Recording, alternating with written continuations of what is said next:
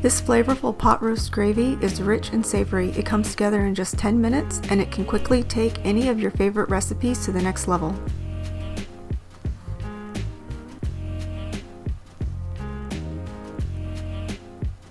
Strain your pot roast drippings through a fine mesh sieve. And if you don't have 3 cups worth of drippings, top it off with beef stock until you have 3 cups of liquid.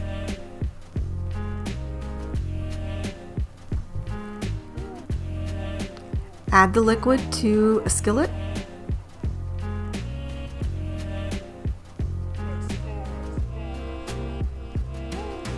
And then add flour,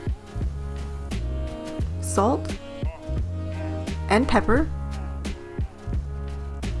And stir until all the flour is well combined and mixed in. You want to make sure there's no clumps. And then bring to a boil and keep stirring while it boils until it thickens.